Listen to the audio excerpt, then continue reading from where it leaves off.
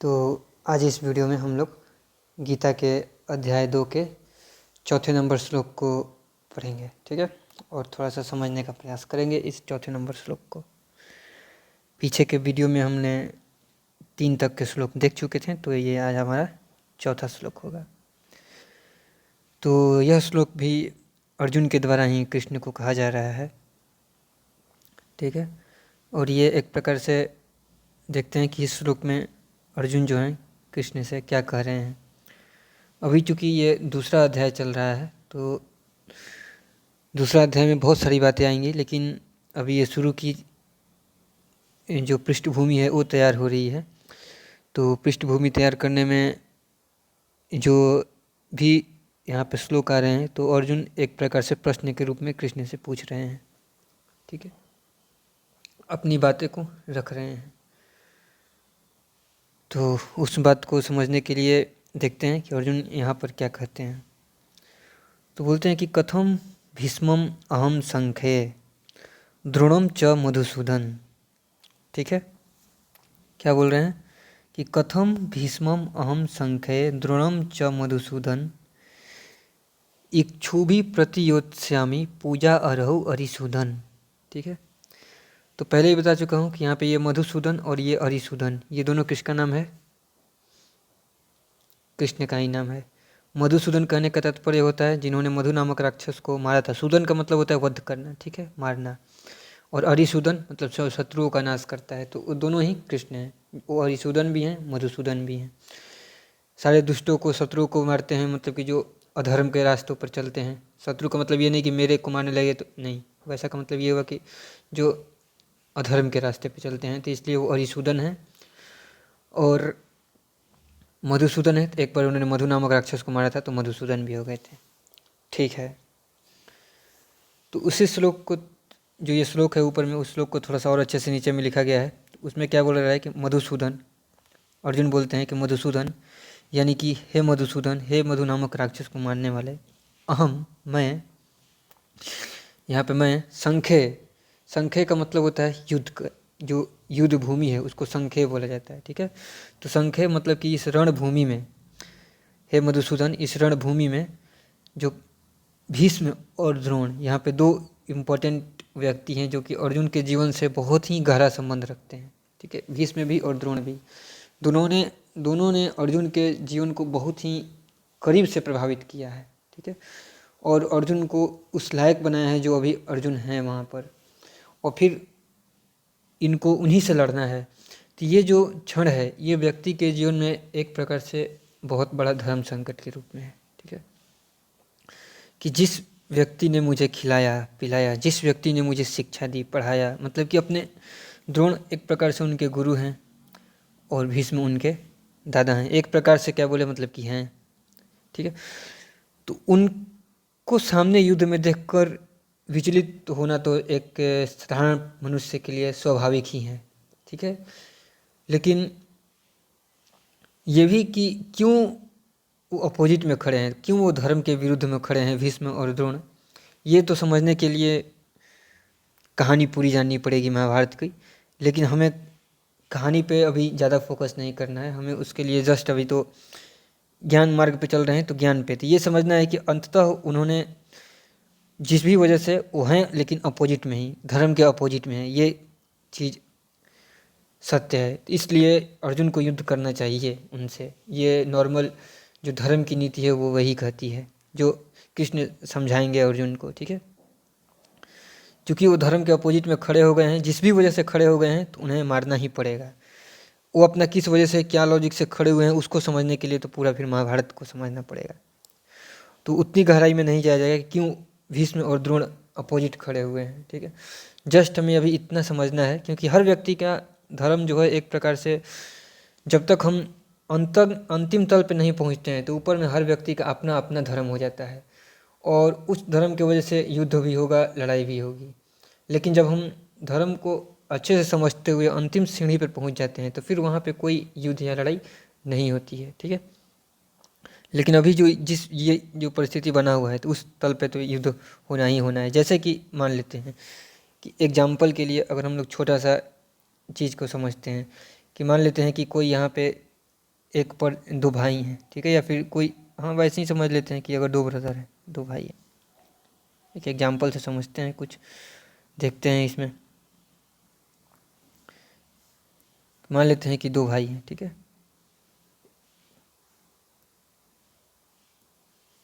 एक का नाम दे देते हैं ए, एक का नाम दे देते हैं बी, दोनों भाई हैं, ठीक है। तो एक भाई का मान लेते हैं कि तल होता है, आदमी के जीने का जो ये संसार में अलग अलग तल बना हुआ है, आदमी अलग अलग तलों पर जीता है। तो मान लेते हैं कि जैसे कि एग्जाम्पल के लिए कोई शरीर के तल पे जीता है, ठीक है, शरीर एक तल है, शरीर से कोई नीचे उतरता है तो फिर वो मन के तल पर जीता है, फिर जब कोई मन से नीचे उतरता है तो बुद्धि के तल पर जीता है, ठीक है। तो ऐसे कर करके अलग अलग तल बना होता है, और ये नीचे जैसे जैसे जा रहे हैं तल जो है सूक्ष्म होते जा रहा है। क्या होते जा रहा है? सूक्ष्म होते जा रहा है। तो अभी मान लेते हैं कि ये दोनों छोटे, एक ये थोड़ा सा छोटा बच्चा है, और ये मतलब कि ये मान लेते हैं कि 5 ईयर का है, ये मान लेते हैं कि जो बी है वो मान लेते हैं कि यहाँ पे कि 10 ईयर का है, ठीक, 5 साल, इतना अंतर है ये मान के चलते हैं। तो 5 साल का अगर छोटा बच्चा है तो वो अभी किस तल पे जिएगा? वो तो अभी शरीर के तल पर ही जिएगा। लेकिन जो ये 10 ईयर का है तो वो थोड़ा सा अभी मन के तल पे जी सकता है, ठीक है। हो सकता है कि थोड़ा सा मन या बुद्धि उसमें, और भी कोई अगर बड़ा है तो वो व्यक्ति और भी अपने तल को बढ़ा सकता है। मान लेते हैं कोई और है, एक व्यक्ति, वो थोड़ा सा और ज़्यादा बड़ा है, मान लेते हैं कि 30 साल का है, तो थोड़ा बुद्धि के तल पे जिएगा। तो अगर कोई वस्तु आती है, इस वस्तु को बोल रहे हैं कि सबकी चाहिए, कि ये वस्तु सबको प्रिय है, जैसे कि छोटा सा कुछ मिठाई ही खरीद के आ गया, स्वीट्स ही आ गए यहाँ पे, तो ये तो सबको प्रिय होगा। लेकिन जो ये दोनों क्या कर सकते हैं, ये दोनों चूंकि मन और बुद्धि के तल पे जी रहे हैं, लेकिन ये जो भी 5 साल का बच्चा है, इसको मन और बुद्धि के बारे में कोई नहीं है, इसको सीधे अपने इंद्रियों से ही है कि नहीं मेरे को ये चाहिए तो चाहिए, तो ये खुशी खुशी उसको छोड़ देंगे उस तल पे। तो हर एक व्यक्ति का अपना तल होता है जीने के, कि कौन व्यक्ति किस तल पे जी रहा है। तो इस तल पे जब तक कोई इस तल पे जीता है, तो कभी कोई इस तल पे जीता है, तो कोई इस तल पे जीता है, उसके अंदर कोई बुद्धि के परे आता रहता है, तो कोई काम के तल पे जीता है, कोई काम एक रास्ता निकलता है, इधर से दूसरा रास्ता हो जाता है, जैसे कि कोई विवेक के तल पे जीता है, तो कोई आत्मा के तल पे जीता है, कोई फिर अंत में परमात्मा के तल पे जीता है। तो जब तक लोग इधर जीते रहेंगे, जब तक लोग इधर जीते रहेंगे, तो क्या होगा? युद्ध होते ही रहेगा, क्योंकि टकराहट होती रहेगी। लेकिन जब व्यक्ति धीरे धीरे धीरे धीरे धीरे धीरे धीरे धीरे गमन करते हुए इस तल पे आ जाएगा, तो फिर कभी कोई टकराहट नहीं होती है, ठीक है। नहीं तो ऐसे तो चलते ही रहेंगे, फिर लोग आपस में प्रेम से जीते हैं। लेकिन यहाँ तक इस तल पे पहुँचना थोड़ा सा कठिन होता है कि लोग यहाँ पे पहुँच पाएँ इस तल पे, ठीक है, यहाँ के परमात्मा के तल पे। तो तल में अंतर की वजह से ये प्रॉब्लम आते रहता है। तो भीष्म और द्रोण अभी कुछ और तल पे होंगे, तो वो वहाँ से अपना देख रहे थे। कृष्ण परमात्मा के तल पर हैं, तो वो इस तल से बातों को बता रहे हैं, ठीक है। तो इस चीज़ को समझना है यहाँ पे कि क्यों, आखिर कैसे ये चीज़ हो रहा है। तो वही है। और अर्जुन जो हैं अभी मन के तल पे हैं, कि उनको मन से अभी दिख रहा है कि अरे ये मतलब कि मैं कैसे करूँ, इन्होंने मेरे को इतना किया, ऐसे किए, तो मैं इनके प्रति युद्ध कैसे कर सकता हूँ। तो अपना मन के तल से देख रहे हैं। तो इस चीज़ को समझना आवश्यक है। और मन के तल से देख रहे हैं, शरीर दिखाई दे रहा है, शरीर के तल से देख रहे हैं। तो अब कृष्ण क्या करेंगे? अर्जुन को इस तल से उठाकर इस तल पर लाने की कोशिश करेंगे धीरे धीरे, ठीक है, कि कैसे हम इस तल पे पहुँचेंगे, तो उस तल पे ले जाने की कोशिश करेंगे। नहीं तो अभी जो अर्जुन के लिए है, तो वो इस तल से देख रहे हैं, तो उन्हें सारी जो दिक्कत है, सारा जो प्रॉब्लम है, उन्हें ये दिखाई दे रहा है कि हे मधुसूदन, कि मैं भीष्म को, द्रोण को, इच्छु भी, ठीक है, प्रति मतलब होता है साथ में, कि उनके साथ में युद्ध कर रहे हैं। तो उनके साथ में युद्ध कर रहे हैं, तो उनके साथ में युद्ध करते हुए इच्छु भी बाणों से युद्ध कर रहे हैं। तो कैसे, मतलब कि मैं कैसे उनको बाणों से मारूं, जिन्होंने मेरे को इतना खिलाया पिलाया प्यार दिया, ठीक है, मुझे शिक्षा दी, इस काबिल बनाया, उन्हीं को मैं मार दूं? ये तो बहुत बड़ा अधर्म होगा। तो जिस तल से अर्जुन देख रहे हैं, उस तल से अधर्म मालूम पड़ेगा ही। ये कोई मतलब कि आश्चर्य की बात नहीं है। जो जानते हैं उनके लिए ये आश्चर्य नहीं है कि जिस तल से अर्जुन देख रहे हैं, उस तल से ये अधर्म मालूम पड़ेगा ही। लेकिन जिस तल से कृष्ण देख रहे हैं, उस तल से उन्हें मारना धर्म है, ठीक है। तो अलग अलग तलों की भेद है। और जब तक व्यक्ति अंतिम तल पर नहीं पहुंचता है तब तक भेद रहता ही है संसार में। तो उस भेद को समाप्त करने के लिए आवश्यक है, क्योंकि और लोग जन्म लेते हैं तो शरीर के तल पे जन्म लेते हैं, फिर शरीर से मन बुद्धि करते करते अंततः यहाँ तक आता है। ठीक है, तो ये जो है स्टेप है, ये चेतना के विकास का स्टेप है जो कि बना रहता है ऐसे ही। तो इस चीज़ को यहाँ पे मेन है। तो बोल रहे हैं कि फिर से है अरिसूदन, मतलब कि शत्रुओं के दमन करने वाले, ये दोनों ही पूजा के योग्य हैं, तो मैं उन्हें कैसे मारूं, क्यों मारूं? ये मेरे लिए बहुत ही दिक्कत का बात है, मैं इन्हें नहीं मार सकता हूँ।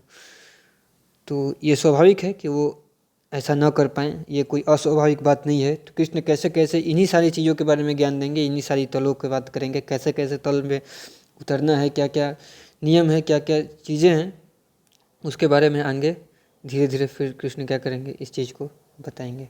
तो जैसे जैसे श्लोक आगे बढ़ेगा तो हम लोग देखेंगे कि कैसे कृष्ण समझाते हैं, कैसे कृष्ण अर्जुन को अंदर जो जिस तल पे वो जी रहे हैं उस तल को, तल का मतलब वही हो गया, समझ में आ रहा है ना, तल की मतलब कि कैसे अर्जुन के जो जो उनका चेतना है, कैसे उनकी चेतना को धीरे धीरे धीरे धीरे धीरे धीरे करके ऊपर ले जाते हैं, तो उस चेतना को समझाएंगे। ठीक है, इसलिए ठीक है, तो अभी के लिए हम लोग क्या करते हैं कि इस श्लोक को यहीं पे समाप्त करते हैं। आगे हम लोग 5 नंबर श्लोक को पढ़ेंगे, तो फिर देखेंगे कि और भी कुछ प्रश्न आएंगे अभी अर्जुन के।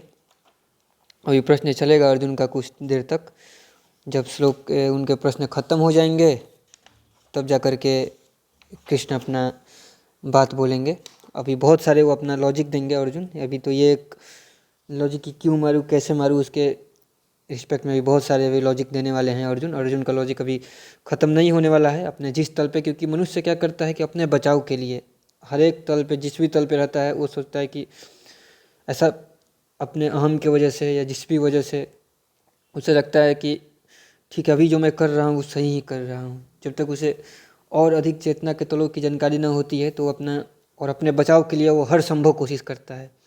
लेकिन जब सामने कृष्ण जैसे परम चेतना के स्वरूप हो तो आप अपने आप को बचा नहीं पाएंगे। ठीक है, कोई भी नहीं बचा सकता है, संभव नहीं है कि आप बचा पाइएगा, या हम हो या कोई हो, कोई नहीं बच सकता है। ठीक है, तो वही है, अर्जुन कितना भी लॉजिक देंगे, कृष्ण का लॉजिक उससे भी आगे बढ़ के आएगा और उनके लॉजिक के सामने अर्जुन के सारे लॉजिक धराशायी हो जाएंगे और वो सारा चीज़ को स्पष्टता दिखा पाएंगे और फिर अर्जुन का तल भी बदल जाएगा। ठीक है, लेकिन एटलीस्ट ये नहीं होता है, कुछ लोग नहीं भी बदल पाते हैं, जैसे कि इसी युद्ध हो ही रहा है उसी वजह से, क्योंकि कुछ लोग बिल्कुल ही नहीं सुन पाते हैं, तो उसी केस में युद्ध भी अवश्यंभावी हो जाता है। इसलिए हम लोग जानते हैं कि कृष्ण युद्ध करना तो नहीं चाहते थे, लेकिन फिर भी युद्ध करवा रहे हैं, क्योंकि उन्होंने हर संभव प्रयास किया था कि नहीं युद्ध ना करना पड़े, लेकिन उन्होंने जो दुर्योधन थे दूसरे तरफ से, उन्होंने नहीं माना। उन्होंने बोला कि मैं युद्ध ही करके ही दम लूँगा, लेकिन ऐसे कुछ नहीं। तो इस तरफ से भी फिर जब करना ही पड़ेगा तो उससे हट भी नहीं सकते हैं, क्योंकि कृष्ण के लिए तो हर चीज़ खेल हो जाता है, तो उनके लिए तो और भी कोई वैसा प्रॉब्लम नहीं है, तो इसलिए वो समझा रहे हैं। देखेंगे धीरे धीरे कि कैसे क्यों गीता इतनी जल्दी समाप्त नहीं होती है और जब तक जीवन रहता है तब तक चलते रहता है। ये ऐसा नहीं है कि गीता और ये जो महाभारत है ये पहले का है, हर घर का है, हर घर में होता है। हर घर में कुछ व्यक्ति कृष्ण के जैसे तो मतलब कि नहीं होते हैं, लेकिन अगर हम लोग बोल सकते हैं कि कुछ व्यक्ति ऐसे होते हैं जो किसी अन्य तल पे, कोई शरीर के तल पे होता है, कोई मन के तल पे होता है, कोई बुद्धि के तल पे होता है। कभी कभार कुछ ऐसे भी व्यक्ति होते हैं जो उससे भी अधिक तल पे चले जाते हैं, विवेक के तल पे, श्रद्धा के तल पे, भक्ति के तल पे, परमात्मा के तल पे। तो कृष्ण के प्रकाश से ही सारे तलों का निर्धारण होता है। उन्होंने छूट दिया हुआ है कि आप जिस तल पे चाहे वो जीत सकते हैं, आपकी अपनी मर्जी है। तो अपने तल को धीरे धीरे बढ़ाना उचित है और हर परिस्थिति में ऐसा होता है। लेकिन कभी हम लोग कुछ तल पे होते हैं, कभी किसी तल पे होते हैं, स्वयं को देखने पे मालूम चलता है। कभी मैं अपने को देखता हूँ तो मुझे भी लगता है कभी शरीर के तल पे तो कभी मन के तल पे, लेकिन धीरे धीरे पढ़ते पढ़ते इस चीज़ को एटलीस्ट मन को समझ में आया है, तो धीरे धीरे अपने बुद्धि को भी बढ़ाने का प्रयास जारी है। तो उस चीज़ को ही धीरे धीरे समझते जाना है, आगे आगे आगे आगे।